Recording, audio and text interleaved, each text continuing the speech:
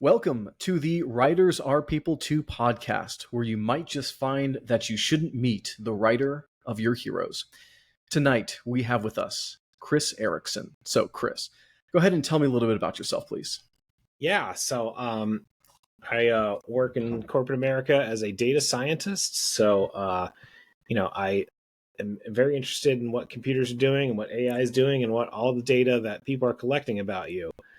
So it's pretty interesting. It keeps me, very curious about where technology is going and what everybody knows. And so definitely that has sort of informed my my writing. It's definitely I call it sometimes a data science fiction because there's a lot of there's a little mention of algorithms and stuff, but it's mostly just trying to take that little idea of like, hey, what if somebody did that? A little more nefarious, like not we're not doing bad stuff at where I work, but like what if they had data on basically everything you thought and did. Well, does some data ever cross your desk or your SQL rather, and you say, "Man, I wonder how they got that," or is everything pretty straightforward? Yeah, I mean, most of the time we don't know, as in like we don't know who this order belongs to, kind of thing, or this person paid for cash, so we have no idea who they are. Gotcha. And so, there's a lot of aggregate stuff, and that's kind of boring. They aggregate things by the zip code, but there's just so many people in a zip code, and like that's not the interesting stuff. It's the really personalized stuff that is pretty fascinating. And that's kind of the point of my book is show it here, Above Dark Waters, and it's basically about what companies are doing right now. They're researching a couple different technologies that are sort of everybody's gonna see it here in a few years. Number one, AI therapy. So I don't know if you've heard of that, but there are companies actually working on AI therapists, and it's for 24 hours. It's available on call, and some of them are more Chat GPT like, and others are more structured and they try to give actual therapist answers, but they're all AI driven in some ways. Interesting. So, do you know if they trained it by looking at a database of answers that therapists should give? Because I know they're like training AI on medical databases and stuff like that. Exactly. So there are two different approaches. One is something that's very scripted and it's not as free form, and another is essentially trying to be Chat GPT for therapy. And so, yeah, I mean, there's kind of those two approaches, and people are both doing both.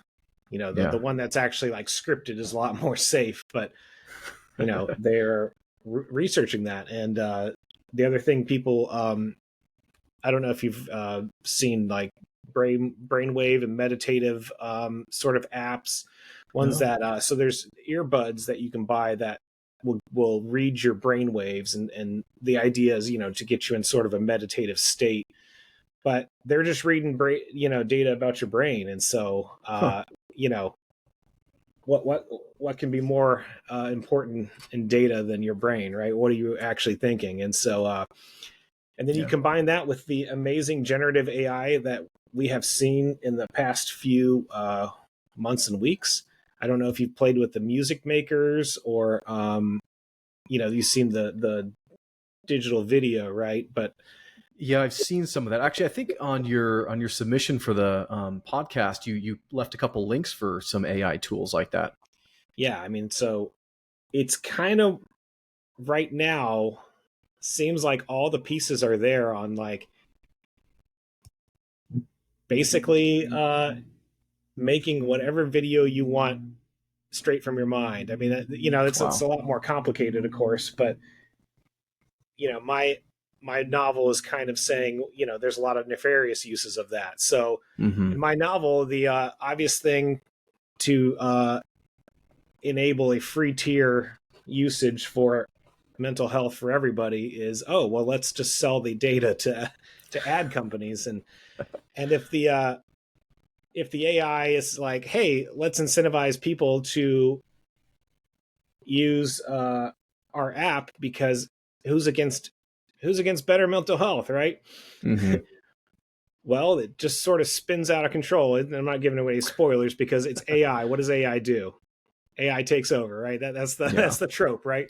So all the pieces are basically there. It's like I try to, my novel's trying to be like Jurassic Park for 2024 here. It's like just because we can do it doesn't mean we should do it, right? Yeah. And so and what's that saying? They say, if the product is free, then you're the product. So yes. It's like everything that's free, be careful. Yeah. I mean, yeah, that's the thing is like, if you're not paying for it, you're the product. So, yeah. So your title, Above Dark Waters, where does that come from in relation to the book? Yeah. So it's set on the ocean. So it's a seastead data center. So I was playing around with some, looking at some other data center stuff, and I found out Microsoft put a data center in the Puget Sound for a while and was testing it. So all those data centers, take a lot of electricity and they take a lot of cooling. Well, why don't we just put it in the ocean where the ocean's cool, right? So yeah. I don't remember if you said you were from, were you from out west originally or? So originally I'm from Santa Barbara, so not exactly cold, but yes. Well, that's cold compared to the East Coast, right? Yeah. Well, now I live in North Carolina, so it is a little different. Yeah. But, so I mean, they have this kind of, I also envisioned more like AI research being kind of banned and people, doing it off of offshore, literally offshore. Okay. And so, here, wait, somebody's got a weed whacker going. I'll be right back. All right. I don't know if you could hear that, but anyway. I couldn't, but that's fine. I'm sure it's distracting. But yeah. So your blurb on Amazon, you say, so again, your novel Above Dark Waters, your blurb says a sci-fi about the coming AI creator revolution that is going to make content so addictive that it will basically morph into a digital fentanyl. And you go on to say, companies can and will craft ads that tug at the fundamental emotions. So if you look around, obviously we already have our phones with us that are basically dopamine machines. And they want to keep you looking at it for as long as possible with the flashy lights and the scantily clad women and the yummy food and all that stuff. So how can it get even worse than it is now? And how can we become even less productive?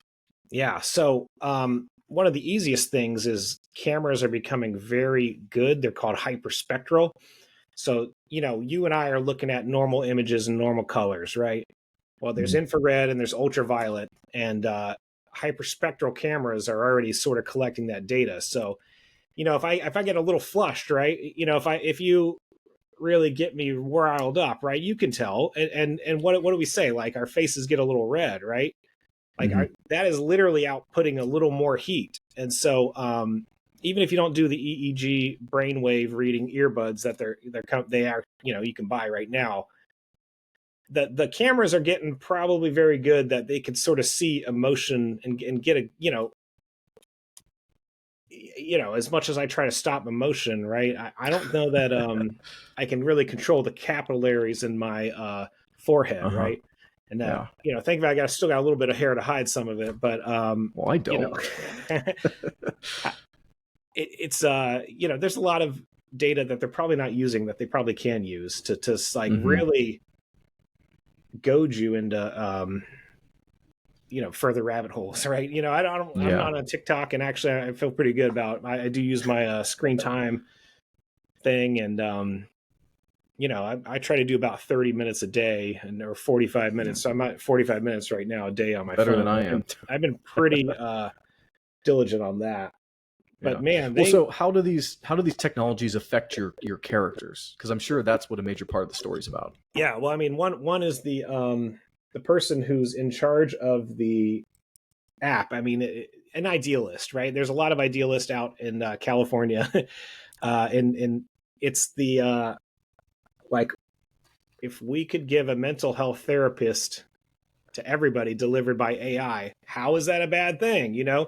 So there's the idealist, and then there's actually her ex-husband, who is the more the realist. So he's in charge of actually trying to keep things afloat on this data center. And so he's got to, and the split sort of, it's not really, it's kind of more details are added as the story goes on, and kind of like, they were just going different directions, and they had different desires. And the main character, who is one of the tech elites, just sort of is a very, very much an idealist, and like knows that there's bad situations that can come from technology, but also believes that more technology can solve the problem that technology caused. Mm-hmm. Yeah, it's interesting. I remember one of my first guests. He basically, he was talking about his books are a warning against technology, and technology is supposed to be there to help us, but there's always the caveat of, okay, there's these 8 positives and this 1 negative, but how bad is that 1 negative? How many of our freedoms are we giving up? How much of our privacy are we giving up? That sort of thing. Yeah. And none of the characters fall into the sort of digital fentanyl and on purpose, right? So everyone who's doing their thing is trying to do their thing, not innocently, but not poorly, I guess you could say. It's like so the main bad guy is one of the programmers, and he's trying to hit a deadline, and so he uses the AI to make himself more creative, and so then he believes he's making himself more creative, but he's really using code that he doesn't actually know what's going on, and so the code is sort of writing itself through him. And interesting. So you mentioned this malicious actor as a main character, but would you say that the technology itself is malicious, or is he just a bad guy? Oh yeah, the technology is at some point in the middle of the book becomes its own entity, so it becomes its own character, and it's sort of left open as to whether that's like a basically some sort of other dimensional intelligence, or if it's really just a projection of this guy's own dreams and desires for his own ego, essentially. And I mean, did you explore through the point of view of this character at all? A little bit, yeah. I mean, a majority of it is between the man and the woman, and then them. One is like realizing that, hey, this is not going to end well, and the other's like, we can make this end good. The idealism versus the realism, and those are the main 2 characters.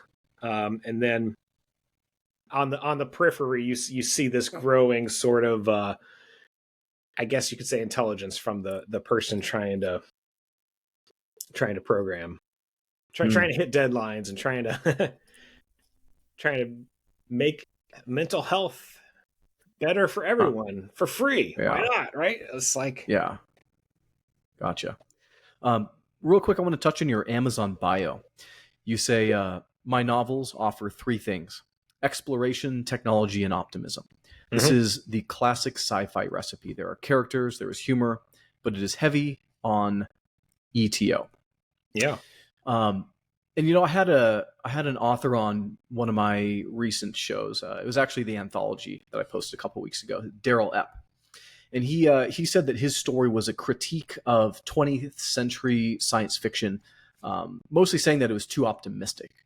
And so you mentioned optimism in your bio. And so how do you feel about the future as a sci-fi author? Are you optimistic? Are you cautious? What do you feel? Oh, yeah, that's a great question. Yeah, I mean, I put that tagline because I read a book, and it was a space travel book, and I'm not going to mention what it is because it's just fish shaking. And then it's like, it's an interstellar arc ship, and then they get there, and it's like everyone dies, and it's like, see, interstellar travel is stupid. And I was like, no, you have turned me from a fan into a competitor. And you know what?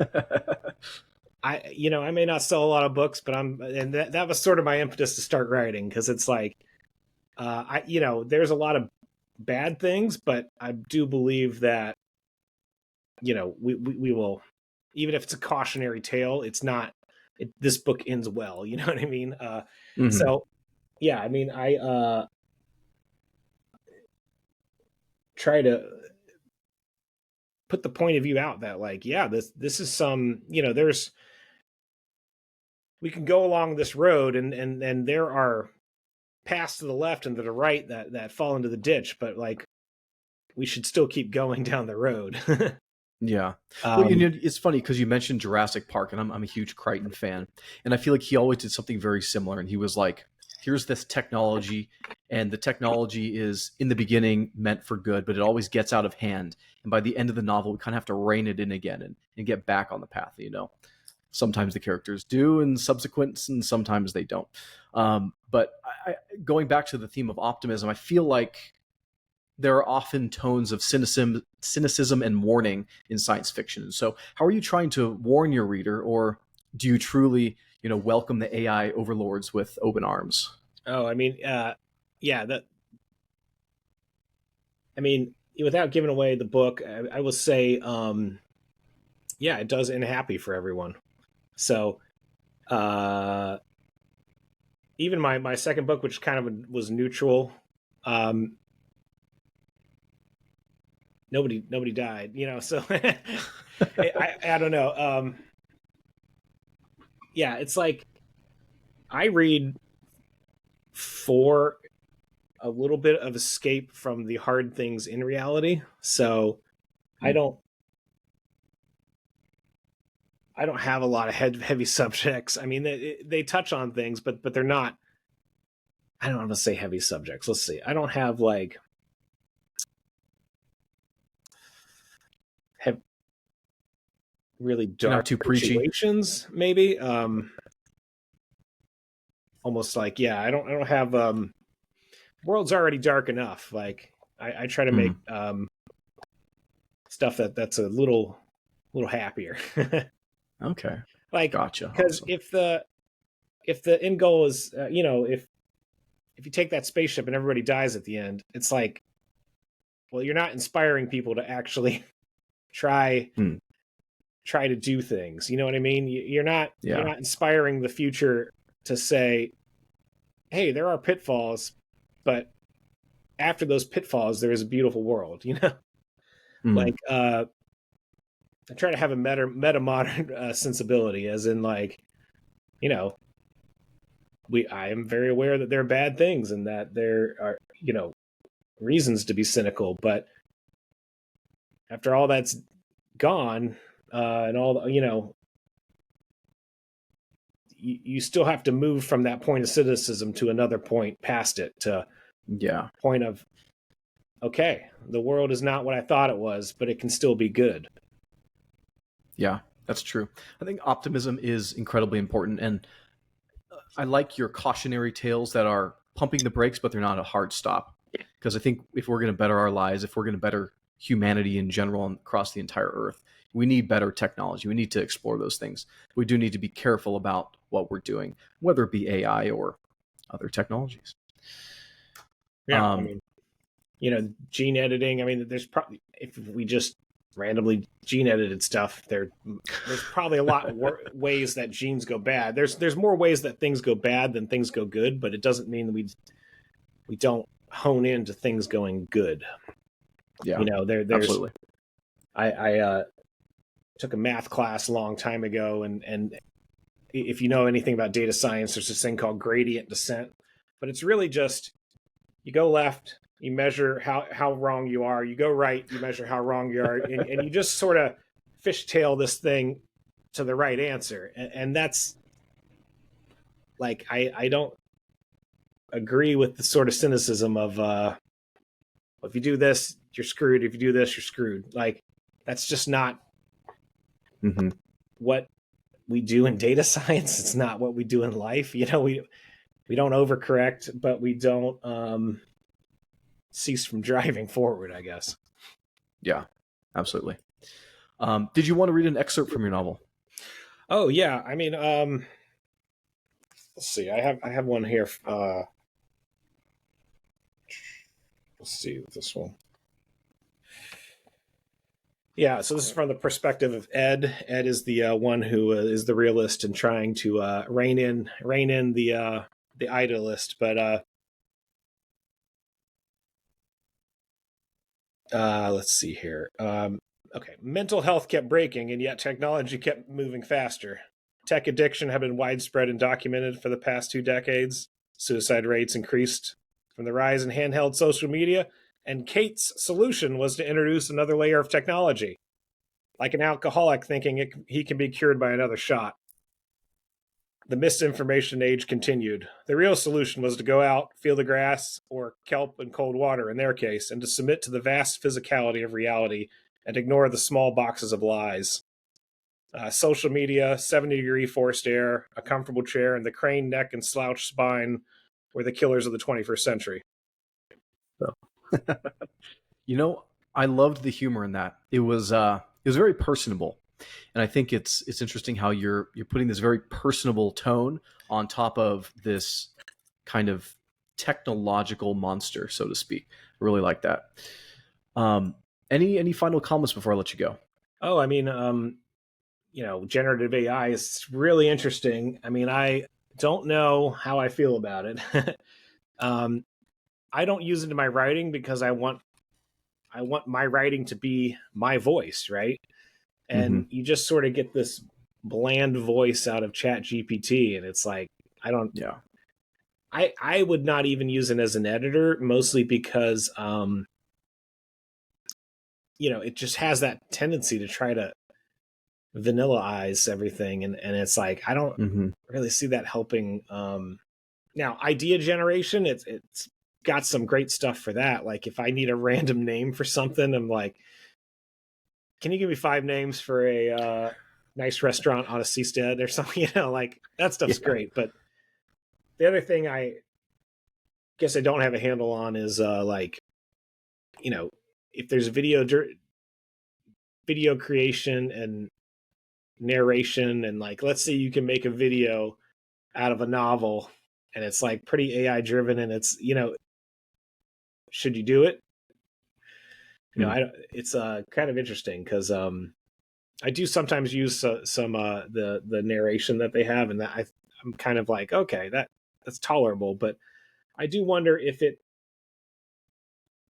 it's good, if that makes sense. Like, yeah, I've never used it in any of my official works, but I've obviously tried it out just because I'm like, I want to see what it's about. I'm curious, and it does lack soul.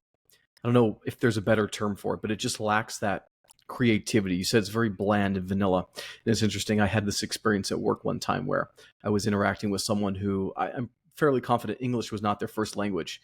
And they had asked me a question, I had responded, and they gave me back this response that I was like, this sounds like ChatGPT. So I went to ChatGPT and I put my response in, and almost exactly word for word, it spit out what they had emailed me. And I was like, it can't be that good if you can tell immediately that it was done by ChatGPT. So I think there are values to it, but it's not quite there yet. And like I said, it lacks the soul, but yeah, hopefully it never gets that soul, because that'll be a little creepy if it does.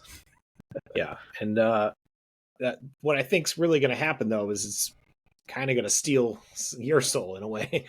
As in, like, if it does anticipate what you're going to think and what you're going to say, isn't it kind of already sort of pulling a little bit and the other thing it does that I really don't like is autocomplete, because I believe then it's sort of, once you see, in Gmail, you write a reply, right, and it's got those canned responses at the bottom, then it's like it pigeonholes your mind into those canned responses in a way, and like, I don't know that that's good for you. It's almost atrophying the ability of your mind to start creating a sentence. Yeah. Well, and I think I've heard that that's a problem with our generation, whereas people now have the internet at their fingertips. And so if you ever have a question, just go Google it. So you don't have to remember things the way people did. I remember growing up, my friends' phone numbers and stuff. And now I don't know anybody's phone numbers. And it's not just phone numbers, but it's like all of information in humanity used to be kept in our minds and maybe in books, but now it's just in this digital ether. And so you're right. I think we are losing something. Like when I first moved to this town, because I lived back east near, I actually know a fair amount about Asheville, but when I first moved here, I had a iPhone, and then but when I lived in where I lived in Georgia, and even driving around Atlanta for the first time, like I didn't have any iPhone. I just figured it out, and it's like, well, now when I move here, I almost have, when I move a new place, it's like, what? Yeah. Well, Google Maps is our new crutch. I remember when I first started driving, I would like go to MapQuest and print out my pages and have them on the seat next to me, and like, dating myself a little bit. But then I talked, so I remember like my parents when we were going on road trips when I was like 5, 6, 7, and they would pull out the maps, and like, that's a whole foreign world to me. Yeah. Trying to use a map to navigate across the country. Like when my wife and I drove from California here to North Carolina, like we had Google Maps and it was easy. It was nice. I couldn't imagine trying to do that with an actual physical map I had to buy from a gas station. Yeah. It's wild. And is it atrophying something that, and that's kind of one of my sort of rules that I kind of have right now is like, is it taking away something I can learn to do for myself pretty easily? If it's pretty easy, I mean, like, I probably shouldn't be using it, Yeah. And, yeah.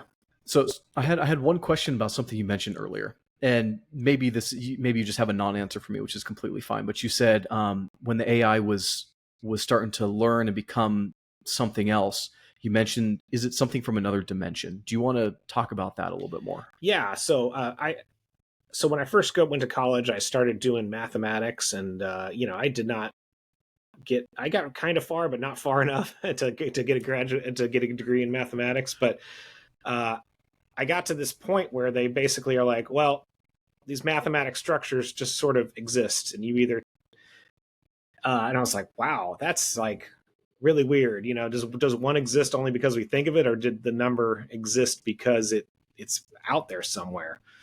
And so essentially, with all this brainwaves data stuff, are there ideas out there that we cannot, or we should not think about? Are there ideas like essentially math ideas that corrupt the brain if you think about them? And so that's sort of the theoretical basis for it. But like imaginary numbers, right? Have you heard?